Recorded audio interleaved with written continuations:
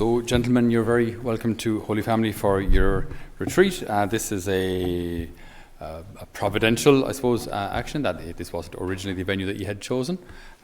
Things worked out differently, and voila, here you are. So it's great to have you on retreat here from Clongowes. A good couple of years ago, when I was about year age, actually, I think I was about, were you fifth year, sixth year? Sixth year, are you? Yes. All sixth year. I was a little younger than you, so. And I decided I would join the swimming club in Thurles, where I'm from. And the reason I joined it was because there was a particular girl there who I thought I'd get to know, and better and that kind of thing. So joined the swimming club, and all good. I did 1 week's training, and then our trainer lined us all up beside the pool and said, great, so in 2 weeks' time we have our county heats for various swimming disciplines and age groups and that kind of thing. And I said, all right, what does that mean? So he looked at the three oldest lads and said, so John, you can represent Thurles then for 100-metre freestyle, and Michelle, your age category, you can represent us then for whatever it was, butterfly. And then he looked at me and said, you're the only guy in your age category, so you already qualify immediately. Oh, qualify in what? 100-metre freestyle. I've never swum 100 meters before, so this should be good. So I my first race, the first time I ever swam 100 meters, was in a competition, which wasn't a good idea. So we all lined up on our little stand things at the edge of the pool in Clonmel town there, and my goal was to dive in and come up nice and gracefully with my goggles still preferably attached to my face. That's the level I was at. So I said, if I dive in and just clamp my biceps against my eyes, maybe it'll keep the goggles on, and then I come up. So anyway, off goes the gun, off I dive in, clamp, in we go, nice and elegantly, up we come, goggles sit on my face, I'm a champion, right? And I look ahead, and the lads are already like 10 metres ahead of me, so okay, here we go. Head down, one big breath, paddled away like crazy, and met the lads coming back. Well, how are you getting on? Stay going, got to the wall. I think I might just take just a second there, you work away. All right, here we go. Off we go again. So it's 4 lengths to the pool. So by the time I got to the second length, I think I'd met the lads coming back again. And again, okay, here we go. Off again. My third length, the race was over, as in everyone had finished, except me.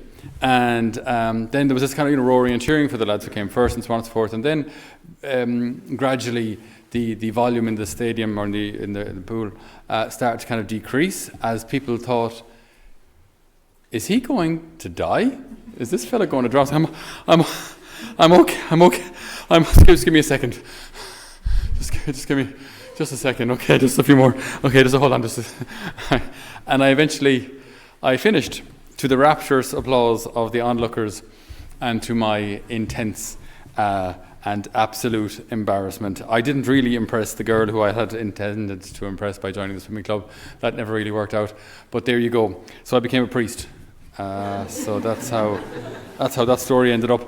But I do remember that moment being really, really, really embarrassing. And like I said at the beginning of Mass, I was talking to a kid recently, a child, and they were very, very sad. They were very, very sad, very, very sad indeed.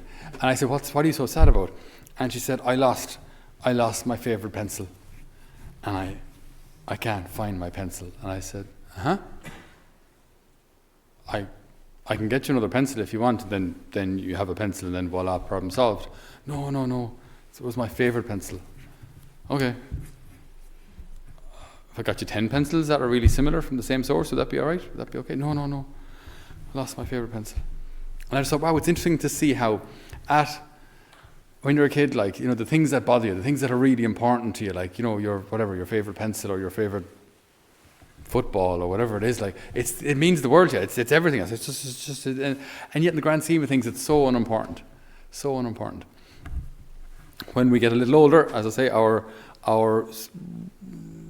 tolerance for such insignificant things grows a little, but then we still have some fairly things that we consider important, like as I say, sporting events or exam results. Please do study. Please teachers, I'm on your side. Yeah, please do study and all that kind of thing. But on the grand scheme of the world, there are actually more important things than that as well. Then when you get to our, say into our 20s and kind of more serious relationships and romantic relationships, that sort of thing, they can be pretty heartbreaking. There can be wonderful experiences there too, thank God, but not all are easy. Then when you hit your 30s and 40s, then as I say, like your parents then are that bit older, they may be getting sicker, they may even pass away within a marriage. You may even have a few miscarriages and things. So there can be really, really difficult things, really, really hard crosses to overcome. And then as you have children then, and then all of their issues and addictions and illness and things, there can be really serious things ahead of us. Now that's not to look towards the future with fear at all, but just want to be realistic. I mean, just look at how things go. That's just the circle of life, if you will. But how do we look at these things? How do we look at the fact that our responsibilities and our crosses, if you will, as children are quite small? They get bigger as teenagers, bigger again in our 20s, bigger again in our 30s, 40s, and in adulthood, like there can be some serious things that we have to contend with. How do we look at that? How do we look at that kind of a future without despair? How do you look at it with hope? How do you look at that with joy? Why not give up? Why not just kind of move away from everyone? Why not just kind of isolate yourself and just be on your own? That way you get hurt less. Why not? See, God has created us in a very particular way. He has created us for love. He has created us for love. So our heart's desire to be loved, that we receive love, and our heart's desire to love.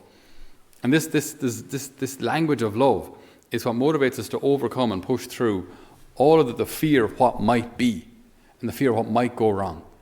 Because we want to love and we want to be loved. I mean, all of you, I saw you playing rugby and hurling outside, and especially for lads, like, if you knock a sliotar over the bar, or you land a try or something, right, and you hear the other lads in your team say, "You absolute legend," right?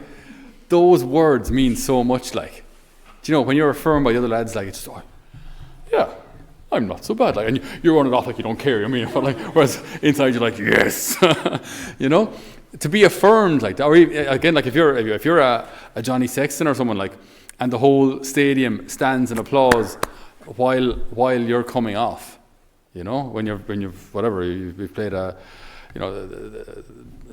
half of the second half and you're coming off at that point because of some injury, and then just when as you're coming off, like, all the Irish players stand and applaud, like, it must be such an affirming feeling to feel loved. We want that.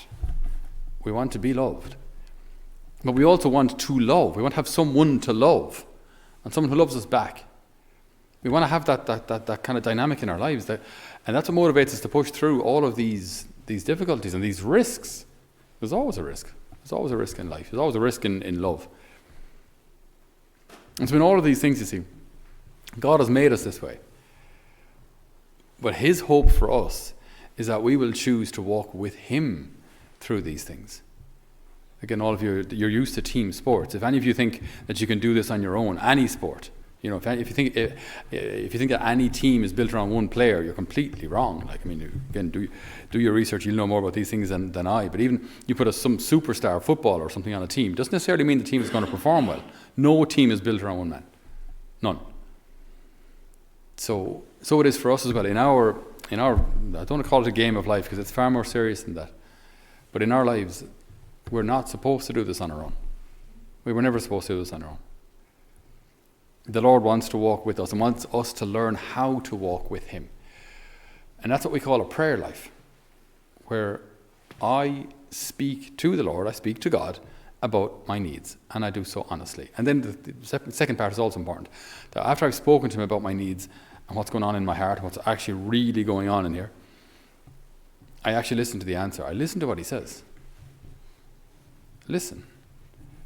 And then step 3 is that I do what he has told me. So I speak to him, I tell him what my needs are, I talk to him honestly, I listen to his reply, but then the ball is back in my court. After I've heard him speak in my heart, like, which maybe he doesn't tend to speak in volumes, as in he doesn't speak a lot. But what he says, it may be forgive, it may be love, it may be don't do that again, it may be, be more honest in this situation, it may be, fess up to what you've done. It may be go easy on that fella, you don't know what he's going through. Take it handy on him. Whatever it may be. And then once we've heard that divine voice speak in our hearts, in our souls, do I obey? Do I listen to it? Or do I just do what I've always done? See, if we do that, then we're learning to play as a team player, but in this most important journey of life. Because our crosses will get more challenging. They will get bigger. But so will the grace available to us. The Lord wants to help us. Jesus wants to guide us through it. Guide us through everything and anything. And we will need his help. So my prayer for ye is that in these couple of days of retreat, that obviously we'll build community and you'll get to know each other better and a bit of relaxed time and all that kind of thing. Good. And some good food. I love when we have a lads retreat because there are no leftovers. You can serve you can just keep the food coming. It just doesn't matter, like 16 tons of it. It's fine. The plates come back empty. We had a different kind of a retreat there a couple of days ago with lots of younger girls like, I don't know. And full plates come back and then our kitchen staff are like, sorry, is there something wrong? I mean, they kind of take it personally, not with lads. You eating that? Yeah, you've eaten half my physical plate. So it's great to have you. And my prayer is that this weekend, these days, will be not just days of friendship and relaxation, but that there'll be days of encounter. Days of encounter with the Lord. Days of encounter with the Lord who you need. Days of encounter with Jesus as a person. He who is the way, he who is the truth, and he who wants you to have life, and life to the full. Amen.